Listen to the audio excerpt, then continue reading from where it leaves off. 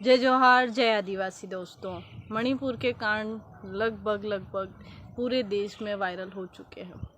देश में निरंतर हो रही बर्बरता अब किसी से छुपी नहीं है, लेकिन अब कई लोग अपनी तरह तरह की टिप्पणियां दे रहे हैं। जैसे लोगों का कहना है कि ये लड़ाई आदिवासी वर्सेस आदिवासी की है, यानी कि कुकी समुदाय भी आदिवासी है और मैतेई समुदाय भी आदिवासी है। मैतेई समुदाय को हाल ही में एसटी कैटेगरी में डाला गया है। एसटी कैटेगरी की सबसे बड़ी समस्या ये है कि एसटी कैटेगरी को लगता है कि अनुसूचित जनजाति की सूची ही आदिवासियों की सूची है और इसमें शामिल हर एक जाति आदिवासी है। मैं नहीं समझ पाती हूँ कि जब जनरल एक वर्ग है, जब जनरल में हिंदू की अनगिनत जातियाँ, मुसलमानों की अनगिनत जातियाँ, अनगिनत अर्थात उनकी जितने भी जातियाँ हैं वो सभी जनरल वर्ग में होते हैं। कभी भी मुसलमान हिंदू नहीं होता, हिंदू मुसलमान नहीं होता, तो एसटी में शामिल सभी जातियाँ आदिवासी कैसे होती है, ये हमें समझना होगा। दूसरी बात, कोई सूची जिसमें कभी भी किसी भी जाति को उठा करके डाल दिया जाता है, वो सूची निश्चित तौर पर आदिवासियों की तो नहीं हो सकती। ये एक वर्ग है, जनजाति कोई समाज नहीं है। जैसे सामान्य वर्ग है, वो समाज नहीं है।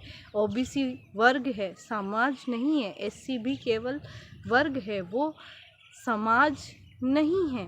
तो फिर जनजाति सिर्फ वर्ग ना होकर समाज कैसे है?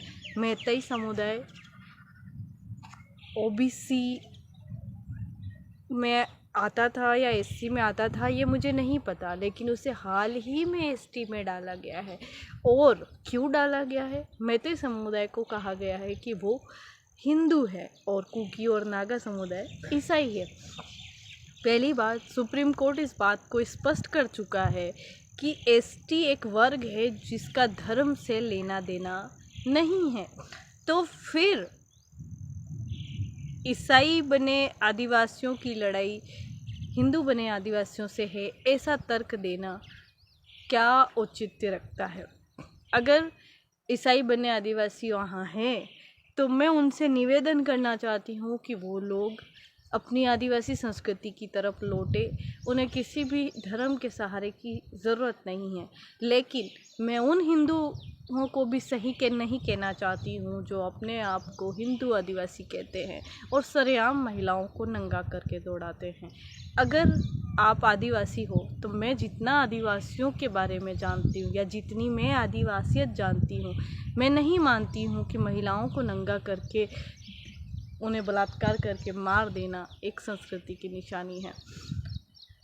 अगर सोचा जाए तो हम ऐसा कह सकते हैं कि ये लड़ाई हिंदू बनाम क्रिश्चियन आदिवासियों की नहीं है। ये लड़ाई उन जाति समुदाय को एसटी वर्ग में मणिपुर में डाल देना है जिनकी जनसंख्या एसटी पहले नहीं थी और एसटी बनाने के बाद वहाँ की ज़मीन को हथियाने के लिए इस तरीके का नया प्रोपेगेंडा सरकार द्वारा चलाया। वो मैतेई समुदाय जो कुकी और नागा की ज़मीनों को नहीं खरीद सकता था, वो आसानी से उन ज़मीनों को खरीद सके, इसलिए मैतेई समुदाय को राज्य सरकार और केंद्र सरकार की मिली भगत से एसटी में डाला गया।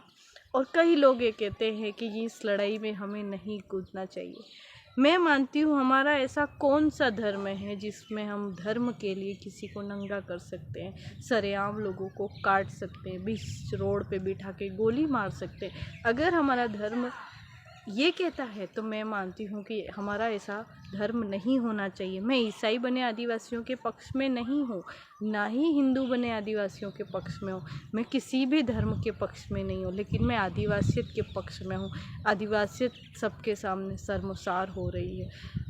पूरा देश, पूरी दुनिया सब कुछ देख रही है कि किस तरीके से देश में मणिपुर, जो कि भारत का ही हिस्सा है, लेकिन कई लोगों का तो ये भी कहना है कि वो मणिपुर का मामला है, तुम वहाँ क्यों देखते हो? क्या राजस्थान में, मध्य प्रदेश में, गुजरात में या देश के अन्य हिस्से में ऐसा कोई केस नहीं होता? हाँ, मैं मानती हूँ कि देश के तमाम हिस्सों में महिलाओं के साथ ऐसी बर्बरता रोज़ होती है, लेकिन किसी एक महिला को 50-100 आदमियों के बीच में नंगा करके घुमाना, उसके निजी अंगों को छूना, उसके बाद सामूहिक बलात्कार के बाद मार के फेंक देना, ये सारी चीज़ें 2023 के समय होना तो नई बात है। पूरा विश्व आश्चर्यचकित है। और ऐसे में मुद्दे को धर्म के बीच में अड़ा देना या फिर ये कह देना कि वो उतना दूर है, क्षेत्र है। बीजेपी के अनगिनत लोग चुप्पी साधे हुए हैं सिर्फ इसलिए क्योंकि वो बीजेपी शासित राज्य है। बेटियों को नंगा करना और उसके न्याय के लिए हम पार्टी देखते हैं, क्षेत्र देखते हैं, धर्म देखते हैं, ये हमारे लिए शर्मनाक है। मैं सिर्फ ये चाहती हूँ कि कल 24 तारीख है, मैं पहले भी सभी से अपील कर चुकी हूँ। 24 जुलाई 2023 देश के समस्त जिला मुख्यालयों पे, चाहे वहाँ आदिवासी है या नहीं है, ये लड़ाई सिर्फ आदिवासियों की नहीं है। अगर मैं महिला होने के नाते ये कहूँ तो मैं ऐसा कहती हूँ कि मैं आदिवासी होने से पूर्व भी एक महिला हूँ। ये एक वीडियो किसी महिला के साथ हो रही हिंसा को सामने लाता है। मैं मानती हूँ ऐसे अनगिनत वीडियो होंगे जो अभी तक देश की जनता के सामने नहीं आए होंगे। और एक महिला होने के नाते और आप सब भी एक महिला के पैदा किए हुए हो उस नाते आप सबसे अनुरोध करती हूँ कि आप 24 जुलाई को अर्थात कल अपने अपने जिला मुख्यालय पे इस बर्बरता के खिलाफ ज्ञापन का हिस्सा बने।